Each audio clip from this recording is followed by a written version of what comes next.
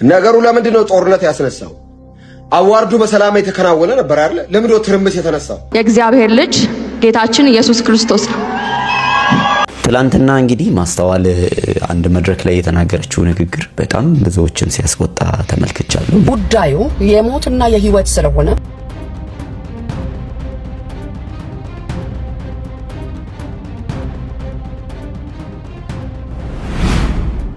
የዘንድሮ የቲክቶክ ክሬቲቭ አዋርድ ዝግጅት ወይም የሽልማት መርሃ ግብር ከፍተኛ ፉክክር የታየበት የብዙዎችን ትኩረት የሳበ ዝግጅት እንደነበር ይታወቃል። አብዛኛው ሰው ያው ቲክቶክ ላይ ከሚሰራጩት አላግባብ ከሆኑ ይዘቶች የተነሳ ለዚህ ነገር ድጋፍ ባይኖረው በጥቂትም ቢሆን ስለሚተላለፉት መልካም ነገሮች እና ደግሞ ማህበራዊ ሚዲያው ያው በዚህም ተባለ በዚያ ተጽዕኖ በመፍጠር ላይ በመሆኑና ያው ብዙዎችም የተጠቀሙትም ያለው የዓለምን ህዝብ ያስተሳሰረ ያለ ነገርም እንደመሆኑ ትኩረት ተሰጥቶታል። እንግዲህ ቲክቶክን ማጥፋት ላንችል እንችላለን፣ ግን መጥፎ ነገሮችን ደግሞ በበጎ ነገር ተጽዕኖ እየፈጠረ በግድ መቀየር ይኖርብናል። እንግዲህ ነገሩን ማስቆም እስካልተቻለ ድረስ ማለት ነው። ወደ ጉዳያችን ስንገባ እንግዲህ ይህ ትኩረት የሳበው የቲክቶክ ክሬቲቭ አዋርድ ዝግጅት ላይ የአዲስ አበባ ከተማ እግር ኳስ ፌዴሬሽን ምክትል ፕሬዝዳንት የሆነችው አርቲስት ማስተዋል ወንዶሰን በቲክቶክ ተጽዕኖ ለፈጠሩ ተሸላሚዎች እንግዲህ ሽልማት እንድትሸልም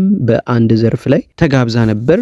እንግዲህ ማስተዋልን ከዚህ በቀደም የምናውቃት በአርቲስትነቷና በማህበራዊ ሚዲያ ላይ በምታደርገው እንቅስቃሴ እንዲሁም በተለያዩ አማርኛ ፊልሞች ላይ፣ ድራማዎች ላይ ነው። እንዲሁም በቅርብ ጊዜ አስቀድሜ እንደጠቀስኩት የአዲስ አበባ ከተማ የእግር ኳስ ፌዴሬሽን ምክትል ፕሬዝዳንት ተደርጋም ተሹማለች። እንግዲህ ማስተዋል ጌታን ከማወቋ በፊት ወይም በጌታ የጠነከረች ክርስቲያን ከመሆኗ በፊት አሁንም በእድገት ላይ ናት። ከዛ በፊት የምታሳያቸው ካራክተሮች ነበሯት በማህበራዊ ሚዲያው ላይ እንግዲህ መነጋገሪያ ነበረች። ከዚህም ቀደም በምታከብራቸው የልደት በዓሎች፣ በአለባበሶቿ፣ በተለያዩ ጉዳዮች ላይ ብቻ ከመንፈሳዊ ውጪ በሆነ ጉዳይ በዓለማዊ ጉዳይ መነጋገሪያ የነበረች ሴት ናት። አሁን ግን ወደ ጌታ ከመጣች በኋላ እንግዲህ አስቀድሜ እንደጠቀስኩት በዘንድሮው የቲክቶክ ክሬቲቭ አዋርድ ዝግጅት ላይ ተጋብዛ ባደረገችው ንግግር ወይም ጌታን ተቀበሉ ባለችበት መልእክቷ ከዝግጅቱ በኋላ እንግዲህ ማህበራዊ ሚዲያው ላይ ከፍተኛ ነውጥ ነው የተቀሰቀሰው። እንግዲህ በዚህ ዝግጅት ላይ ሁሉም ተሸላሚዎች ያመኑበትን ተናግረዋል፣ እምነታቸውን ተናግረዋል፣ አምላካቸውን አመስግነዋል። የእርሷን አነጋጋሪ ያደረገው እርሷ ተሸላሚ አይደለችም፣ ሽልማቱን ልትሸልም ነው መድረኩ ላይ የተገኘችው እና ሃይማኖታዊ ጥሪ ነው ያደረገችው በሚል ነው እንግዲህ ተቃውሞው እየተቀሰቀሰ ያለው። መጠሪያው ያንን ይምሰል እንጂ ከጀርባው ግን ያዘለው ሃይማኖታዊ አጀንዳና ፉክክር እንደሆነ ይታወቃል። እንግዲህ ማህበራዊ ሚዲያው ላይ ሃይማኖታዊ ፉክክር በከፍተኛ ሁኔታ እንዳለ የሚታወቅ ነው። ከዛ ጋር ተያይዞ ከጀርባው ሌላ አጀንዳ ይዞ የተቀሰቀሰ ጉዳይ ነው። አሁንም ድረስ መከራከሪያ ሆኗል። በዚህ ጉዳይ ላይ የተለያዩ ሰዎች የተለያዩ ምላሾች ሰጥተዋል። እንግዲህ እሷም የተናገረችውን ንግግር እና እኚህን መልእክቶች በዚህ ቪዲዮ ወደ እናንተ እናደርሳለን። እኛ በበኩላችን ይህንን በማድረጓ እጅግ ተደንቀናል። ወንጌል ለሕዝብ ሁሉ የሆነ የምስራች ነው፣ የመዳን ቃል ነው፣ የምስራች ነው እንጂ የጥፋት ቃል አይደለም ወይም ሌላ ክፉ አጀንዳን የያዘ መልእክት አይደለም። ወንጌል ለማዳን ነው። ወንጌል ለዘላለም ህይወት ነው፣ ለድህነት ነው፣ ለሰላም ነው፣ ለፍቅር ነው። የሰላም ወንጌል ነው ራሱ መጠሪያው ወንጌልና ክርስቶስ ሞቶላችኋል፣ ስለ ኃጢአታችሁ ዋጋችሁን ከፍሎላችኋል። በማመን በክርስቶስ ኢየሱስ በማመን የዘላለምን ህይወት አግኙ፣ ከዘላለም ፍርድ ዳኑ ነው ወንጌል። ለምድራዊ ሰው የማይስማማ ቃል ቢሆንም ለጨለማው ዓለምና ለጨለማው መንግስት የማይስማማ ነገር ቢሆንም እውነታው ግን መዳኛው ብቸኛ የዓለም መዳኛው ኢየሱስ ክርስቶስና ወንጌል እንደሆነ መጽሐፍ ይነግረናልና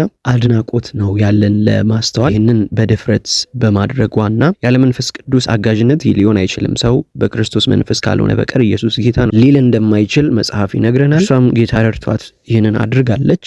በምድር ተቀባይነት ባይኖራትም በእግዚአብሔር መንግስት ውስጥ ግን ተገቢውን ነገር አድርጋለች። በኃይል ተገልጦ ኢየሱስ እንደሚመጣ እናምናለን አይደል? በዛን ጊዜ ደግሞ ለመሰከረችለት ምስክር ከጌታ ዘንድ ሽልማቷን ትቀበላለች። እርሱም በአብና በመላእክቶቹ ፊት ለሚመሰክርልኝ እመሰክርለታለሁ ብሏል። እንግዲህ ይህንን አጀንዳ አድርገው የሚንቀሳቀሱ ከጀርባቸው የሃይማኖታዊ ፉክክርና ሃይማኖታዊ አጀንዳ ያላቸው ሰዎች አሉ። ወንጌል ግን ሃይማኖት አይደለም፣ ከሃይማኖት በላይ ነው፣ ከሃይማኖት ያለፈ ነው፣ ህይወት ነው። ሁሉም ሰው ሊቀበለው የሚገባ የመዳን እውነት ነው። ወደ ቪዲዮቹ እንለፍ፣ እንመልከት።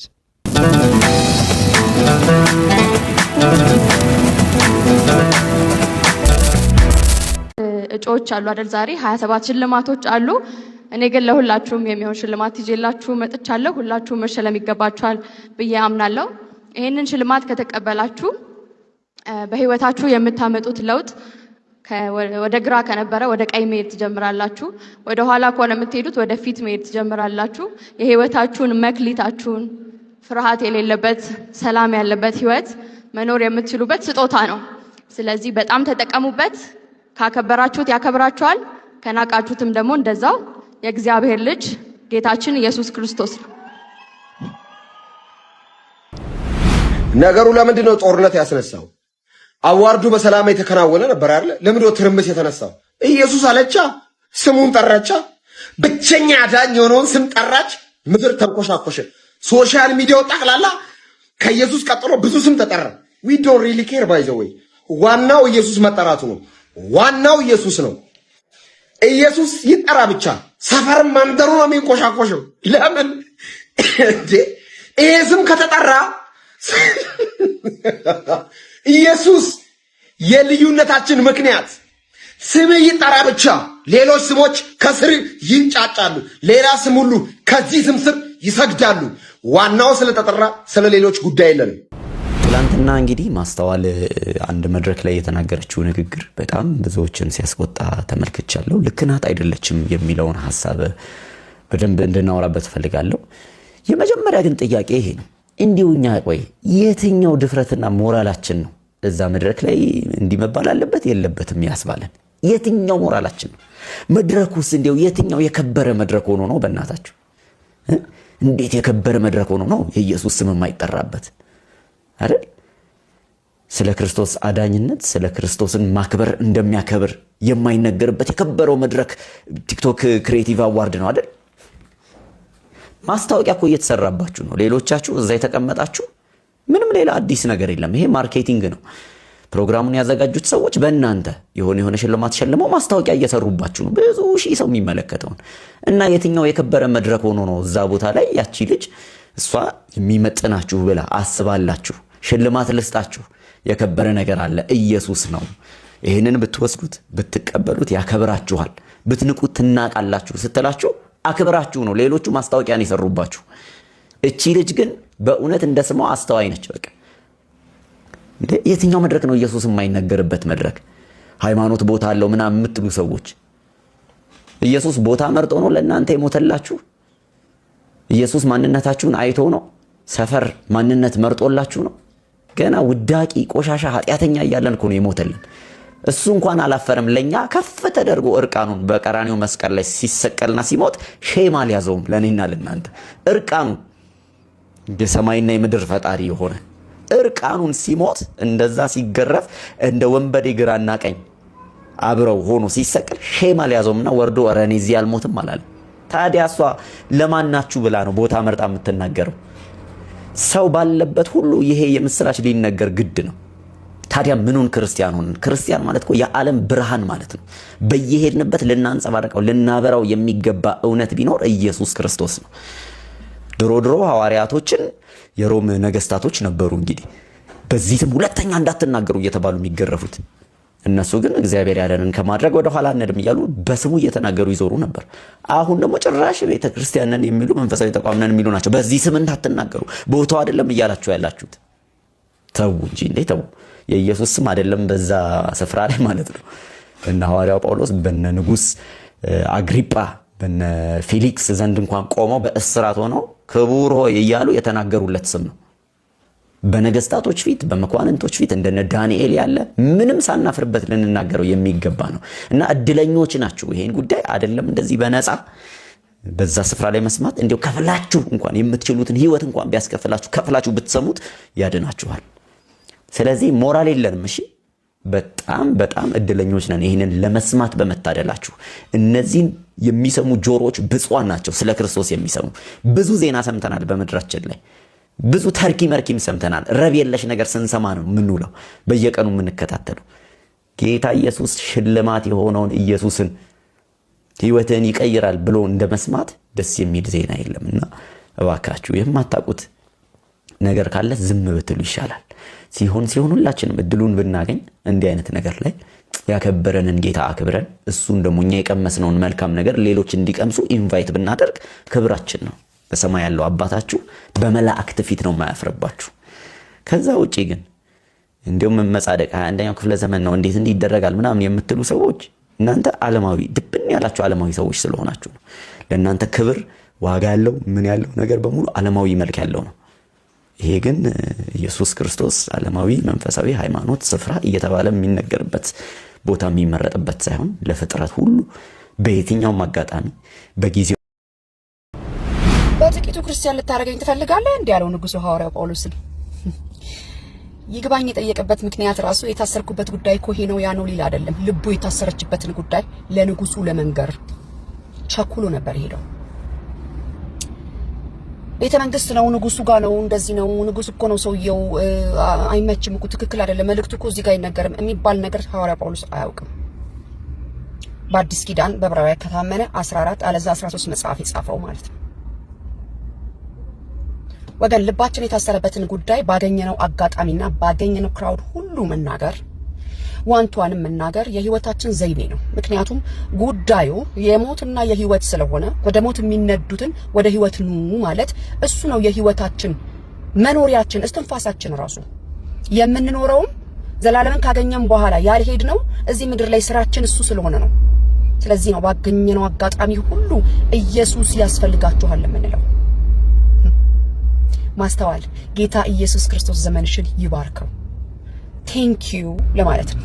እንደ ስምሽ አስተዋይም ጥበበኛ እንደሆንሽ አይቻለውና ቀጥይበት፣ ጸጋ ይብዛልሽ ለማለት ነው የመጣሁት። በጣም ደስ ብሎኛል። ተባረክ። ሰላም፣ እንዴት ናችሁ? ጸጋ ይብዛላችሁ። ዛሬ አንድ ነገር ልላችሁ ነው የመጣሁት። ሰሞኑን እንግዲህ ትናንትና ለሊት ጀምሮ በሶሻል ሚዲያ ላይ በጣም በሰፊው የሚናፈስ ነገር አለና የሚገርማችሁ ነገሩ እንዲህ ነው። የኢየሱስ ስም ኃይል ስላለበት ስሙ ሲጠራ የትኛውም ዓለም ዩኒቨርስ ሊቋቋመው አይችልም። አንድ ሰልፍ ላይ ብትሰለፉ የኔ ስም ለምሳሌ ሮዛ ነው። ሮዛ ቢባል አበበች፣ አየለች፣ አየለ፣ ከበደ ቢባል ማንም ሰው ዞር ብሎ የሚመለከት የለም። አያችሁ፣ የኢየሱስ ስም ግን ሲጠራ ፍጥረት ሁሉ ይንቀጠቀጣል። ስፔሻሊ መናፍስት ደግሞ አይችልም፣ ይንበረከካል። ለምን? ስራው ስለሚፈርስበት። በዚህ አጋጣሚ ለአማኞች አንድ መልእክት ላስተላልፍ እፈልጋለሁ። አንድ ሰው ለምሳሌ ከኢትዮጵያ ወይ ከኤርትራ መንግስት ሊሆን ይችላል ኮብልሎ ወደ አንድ ሀገር መንግስት ጥገኝነት ሲጠይቅ የዛ ሀገር መንግስት ከወሰደው ጊዜ ጀምሮ ከኢትዮጵያም ይሁን ከኤርትራ መንግስት ምንም አይነት ድጋፍ አያገኝም። ለምን? ስለካደ። ምን ልላችሁ መሰላችሁ? ዓለምና ስራውን፣ ሰይጣንን፣ ሐሳቡን፣ መንግስቱን ክደናል ብለን እጃችንን አንስተን ኢየሱስን የህይወታችን ጌታና አዳኝ አድርገን የተቀበልን ሰዓት የአጋንንት መንግስትም ሆነ የሰይጣን ስራ፣ የሰይጣን ሐሳብ እኛን ሰፖርት እንደማያረገን እናውቃለን። ስለዚህ ብዙ መልፋት ብዙ ግርግር አያስፈልግም። ለምን? ኦልሬዲ ስለምናውቅ። ሶሻል ሚዲያ እንደምታውቁት እንደ ብፌ ነው። ስክሮል ባረጋችሁ ቁጥር የተለያየ ምግብ እንደቀረበበት ጠረጴዛ በጣም ብዙ ነገር ታገኛላችሁ። ሁሉም ምግብ ግን ለእናንተ አይስማማም። አንዳንዱ የሚያሳምም፣ አንዳንዱ አይጣፍጥም፣ አንዳንዱ ደግሞ ለሰውነታችሁ አይስማማም። ያገኛችሁትን ሁሉ ብታግበሰብሱ የምትጠቀሙ ሳይሆን የምትታመሙ ነው የምትሆኑት። ታዲያ ወደ ሃይማኖታዊ ኮንተንቶችም ስንመጣ ክርክሮች በእምነቶች መካከል ሲደረግ በአንደኛው ወቅት አንደኛውን እምነት የወከለው ሰው ሌላኛውን ሲያሸንፍ በዛኛው በኩል የሚደረገው ጫጫታ አሸነፍን፣ ከዛ በጣም ብዙ ሰው ይዘልን መጣ ነው አይነት ነገር። የተሸነፈው ደግሞ ያለውበት ነገር ልክ አይደለም ብሎ አንዳንዱ ዳውት ያደርጋል።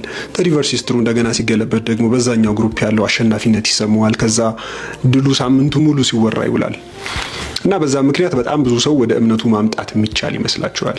እውነታው ግን እግዚአብሔርን አምነን የተከተልነው በጣም ሁሉ ነገር ገብቶን ቴዎሎጂ እየሰካካን ማውራት ስለቻልን አይደለም። ብዙዎቻችን የተለየ በጣም ለሰዎች ሊወራ የሚችል ቴዎሎጂ እውቀት የለንም። ነገር ግን ውስጣችን የገባ ለሰዎች ምናልባት ልናስረዳ ማንችለው ነገር አለ። ስለዚህ የሆኑ ሰዎች ክርክር አሸነፉ ተሸነፉ በሚል ሴንስ የገባንን ነገር ልንጥል በጭራሽ አንችልም። በአንድ ወቅት ጌታ ኢየሱስ ደቀ መዛሙርቱን በጣም ቤዚክ የሚባል ጥያቄ ይጠይቃቸዋል። እኔን ማን እንደሆንኩ ይላሉ አላቸው። አንዳንዶቹ ኤልያስ፣ አንዳንዶቹ ኤርሚያስ፣ አንዳንዶች ከነቢያት አንዱ ብለው ከመለሱለት በኋላ ታዲያ እናንተስ ማን ትሉኛላችሁ አላቸው። ይህ መዳናቸውን የሚወስን በጣም ወሳኝ ጥያቄ ነው። የድህነታቸው መሰረት ያለው ዋናው እዚህ ላይ ነው፣ ክርስቶስ ማን እንደሆነ መረዳት ላይ። ታዲያ ጴጥሮስ እጁን አወጣና አንተ የሕያው የእግዚአብሔር ልጅ ነህ አለው። መልሶ ኢየሱስ የሚናገረው አዎ አንተ በጣም ገብተዋል፣ አንተ በጣም ተረድተሃል ሳይሆን የሚለው ይህንን ስጋና ደም ወይም ደግሞ አንተ አንደርስታንድ አድርገው ሳይሆን የሰማይ አባቴን የገለጠልህ ይለዋል። ያችሁ ወንጌል ብርሃን እንጂ የሆነ ሰው በጣም ሪዝኒንግ ስለቻለ በጣም ማሰብ ስለቻለ የተገለጠ ነገር አይደለም። ጴጥሮስ የበራለትን ብርሃን የሆነ ሰው መጥቶ ቴዎሎጂ አውርቶ ሊቀማው የሚችለው ወይም የሕግ መምህራን የገባውን እውቀት ሊያወጡበት በጭራሽ አይችሉም። ያው ከገባን ነገር በላይ ውስጣችን የገባው ነገር በጣም ይበልጣል። ስለዚህ የሆኑ ሰዎች ክርክር፣ የሆኑ ሰዎች ንግግር ውስጣችን ያለውን መንፈስ የተቀበልነውን እውነት በጭራሽ ሊያጠፉን አይችሉም፣ ሊያጠፉብንም አይገባም። ምናልባት በሃይማኖት ክርክርና ጭቅጭቆች ልባችሁ ዝቅ ያለ ኮስችን እያረጋችሁ ያላችሁ ካላችሁ እምነት ማለት ውስጣችሁ በገባ መንፈስ ኤክሰርሳይዝ የምታደርጉት እንጂ ሁሉንም ነገር ገብቷችሁ ከዳር እስከ ዳር ከዘፍጥረት እስከ ራእይ ማውራት ስለቻላችሁ ወይም ስለእያንዳንዱ ነገር መልስ ስላላችሁ ትክክለኛ ቦታ ላይ ናችሁ ማለት አይደለም። ትክክለኛ መሆኑን የምታውቁት ልክ እንደ ጴጥሮስ የሰማይ ብርሃን በርቶላችሁ ይህንን እውነት መረዳት ስትችሉ ነው። ደግሜያውንም ልበላችሁ ከገባን ነገር በላይ ውስጣችን የገባው መንፈስ ይበልጣል። እግዚአብሔርን ፈልጉት፣ በሚገኝበትም ጊዜ ቀርቦም ሳለ ጥሩት። ክፉ ሰው መንገዱን በደለኛም ሐሳቡን ይተው፣ ወደ እግዚአብሔር ይመለስ፣ እርሱ ይምረዋል፣ አምላካችን ይቅር ባይ ነውና። ሐሳቤ እንደ ሐሳባችሁ መንገዴ እንደ መንገዳችሁ አይደለም ይላል እግዚአብሔር። ሰማይ ከምድር ከፍ እንደሚል እንዲሁ ሐሳቤ ከሐሳባችሁ መንገዴም ከመንገዳችሁ ከፍ ያለ ነው። ዝናብና በረዶ ከሰማይ ወርዶ ምድርን እንደሚያረካት ታበቅልና ታፈራ ዘንድ እንደሚያደርጋት ለዘሪም ዘር ለበላተኛም እንጀራ እንደሚሰጥ እንጂ እንዲሁ እንደማይመለስ ከአፌ የሚወጣው ቃል የላኩትን ይፈጽማል፣ የምሻውንም ያደርጋል። ኢሳይያስ